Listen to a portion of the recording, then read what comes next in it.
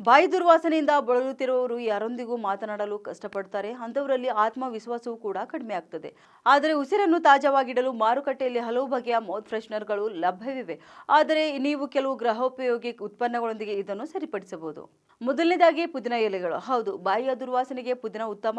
ಸೋಂಪು, ಏಲಕ್ಕಿ ಮತ್ತು ಪುದೀನ ಸಹ ನೈಸರ್ಗಿಕ ಮೌತ್ ಫ್ರೆಶ್ನರ್ ಆಗಿ ಕಾರ್ಯನಿರ್ವಹಿಸುತ್ತವೆ. ಇಂತಹ ಪರಿಸ್ಥಿತಿಯಲ್ಲಿ ಪುದೀನ ಎಲೆಗಳನ್ನು ಊಟದ ನಂತರ ಅಗಿಯಬೇಕು. ಇದು ಬಾಯಿಯಿಂದ ದುರ್ವಾಸನೆ ಹೋಗಲಾಡಿಸುತ್ತದೆ. ಎರಡನೇದಾಗಿ ಲವಂಗ. ಹೌದು, ಲವಂಗವು ಬಾಯಿಯ ದುರ್ವಾಸನೆ ಹೋಗಲಾಡಿಸಲು ತುಂಬಾ ಪರಿಣಾಮಕಾರಿ. ಲವಂಗ ತಿನ್ನುವುದರಿಂದ ಬಾಯಿಯ ದುರ್ವಾಸನೆ ದೂರವಾಗುತ್ತದೆ. ಲವಂಗವು ಬ್ಯಾಕ್ಟೀರಿಯಾ ವಿರೋಧಿ ಗುಣಗಳನ್ನು ಹೊಂದಿದ್ದು ಇವು ಬಾಯಿಯಲ್ಲಿನ ಕೆಟ್ಟ ಬ್ಯಾಕ್ಟೀರಿಯಾವನ್ನು ಹೋಗಲಾಡಿಸಲು ಸಹಾಯ ಮಾಡುತ್ತವೆ. ಮೂರನೇದಾಗಿ ಕೊತ್ತಂಬರಿ ಸೊಪ್ಪು. ಹೌದು, ಕೊತ್ತಂಬರಿಯು ಅತ್ಯುತ್ತಮವಾದ ನಂಜು ನಿರೋಧಕವಾಗಿದೆ. ಹೆಚ್ಚಿನ ಸಲ್ಫರ್ ಅಂಶದಿಂದಾಗಿ ಇದು ಬಾಯಿಯ ದುರ್ವಾಸನೆಯನ್ನು ಸುಲಭವಾಗಿ ನಿವಾರಿಸುತ್ತದೆ. ಏನಾದರೂ ತಿಂದ ನಂತರ 2 ಕೊತ್ತಂಬರಿ ಸೊಪ್ಪನ್ನು ಚೆನ್ನಾಗಿ ಜಗಿದರೆ ಬಾಯಿಯ ದುರ್ವಾಸನೆ ದೂರವಾಗುತ್ತೆ. ಈ ರೀತಿಯ ಮತ್ತಷ್ಟು ಹೆಲ್ತ್ ಟಿಪ್ಸ್ಗಾಗಿ ನಮ್ಮ ಪೇಜ್ಗೆ ತಪ್ಪದೆ ಫಾಲೋ ಮಾಡಿ.